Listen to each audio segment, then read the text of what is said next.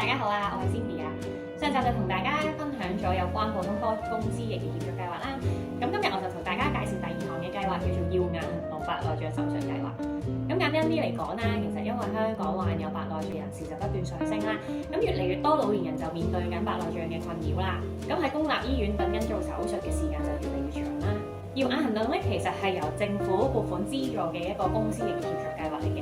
目的咧就係想公私營合作啦，提供翻醫療服務啦，咁就加強翻白內障手術嘅次數，咁從而就可以減輕翻公立醫院等緊做手術嘅病人輪候時間啦。咁患者咧亦都可以及時治療之外啦，亦都唔會因為等得太長而影響到眼睛嘅健康。咁有邊類嘅患者可以參加呢項計劃呢？病人咧係需要喺醫管局嘅白內障手術輪候名單上面等咗超過一定嘅時間啦，而輪候最長嘅時間嘅 patient 咧就可以優先獲得邀請嘅。適合接受局部麻醉手術嘅病人啦，同埋一般輪候嘅個案，即係話常規組別就唔係緊急啦，或者係前期個案。因為緊急啦或者前期個案咧，呢類嘅病人其實係需要優先處理嘅。咁醫管局咧係會盡快幫佢哋安排做手術啦。咁所以呢個計劃咧就唔啱佢哋啦。而想參加呢個計劃咧，其實病人係唔需要自己申請嘅，因為醫管局係會由輪候時間等得最耐嘅 case 開始啦。咁佢就會分發一啲信咧去邀請符合資格嘅人士參加呢項計劃嘅。參加呢項計劃有冇費用㗎？咁醫管局咧會資助病人8000蚊啦，做呢一個手術啦，而病人自己都需要支付唔超過8000蚊嘅費用。私家醫生係唔會收取多於16000蚊嘅費用。咁當然啦，如果係計劃以外嘅 items 就會有額外嘅費用收取啦。有啲合資格獲得豁免嘅病人啦，即係合資格豁免病人，係可以揀翻豁免收費私家眼科醫生嘅。咁醫生就會豁免翻病人嘅自付額啦。咁如果係公務員啦或者合資格嘅人士參加呢項計劃啦，首先咧要向私家醫生咧俾翻呢個自付額先嘅。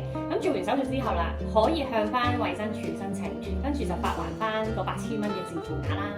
如果有關申請嘅詳情咧，其實可以直接打翻去衛生署查詢嘅。咁私家醫生嘅治療包括咗啲咩啊？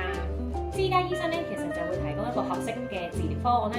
咁當中咧其實就包括一次術前嘅評估啦，確保手術安全。咁白內障手術咧係包括咗單焦距人工晶體鏡片嘅。咁手術咧就以局部麻醉嘅形式進行啦。咁病人咧其實喺成個手術嘅過程中咧都唔會 feel 到任何痛楚嘅。咁手術之後啦，病人咧係會有2次嘅術後檢查啦，去確保翻手術嘅效果好嘅。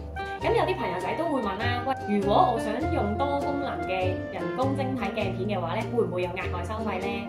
咁係有嘅，因為咧計劃咧頭先有講到啦，只係包咗一個單焦距嘅人工晶體鏡片啦。但係至於咧其他嘅鏡片收費咧，就最好問翻當時嘅醫生啦，因為咧每一間診所嘅收費都會有唔同嘅。想參加計劃需要點安排？第一樣啦，首先一定係要登記醫健通先啦。咁目的都係一樣咧，就係私家醫生係可以查閲翻病人喺醫管局嘅醫療記錄啦。而同時間咧，私家醫生亦可以將 patient 嘅記錄咧擺翻上去醫健通度，咁就可以等病人得到持續嘅護理啦。而揀好咗私家醫生之後咧，其實可以自己聯絡醫生去安排手術前嘅評估嘅。但係咧就要記得咧，俾埋嗰封邀請信上面嘅登記號碼醫生啊，再經醫健通去確認資助額嘅。咁資助嘅到期日咧都已經印喺咗邀請信上面嘅標貼啦。咁病人係必須喺資助到期日之前咧進行手術評估啦，同埋手術前評估起計3個月裏面咧，一定要完成白內障手術。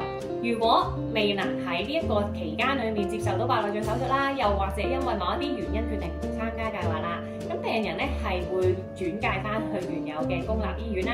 而先前喺醫院嘅輪候時間嘅次序都維持不變嘅。計劃係咪只會資助指定嘅眼睛做檢查呢？如果病人係喺參與呢個計劃之後啦，咁私家醫生都會臨床睇翻病人嘅情況啦。假如佢另一隻眼咧係需要優先做手術嘅話咧，醫生咧係會通知翻醫管局做翻更正嘅。即係話本身我係登記咗左眼啦，但係發現睇完醫生之後咧，醫生話係我隻右眼咧係需要做先喎。咁所以咧，醫生都會向翻醫管局作出更改嘅。咁如果自己有買到醫療保險啦，可唔可以申請索償啊？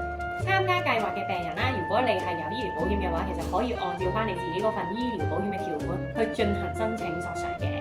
但係有關索償方面咧，詳情就要問翻你哋自己嘅保險經紀啦。可唔可以用醫療券去自付支付額？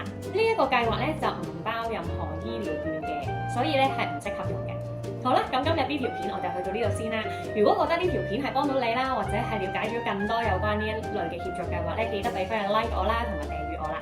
最好咧就 share 埋你身邊嘅朋友仔啦，同埋屋企人啦。咁下一條片咧，我就會同大家分分享有關共識計劃嘅。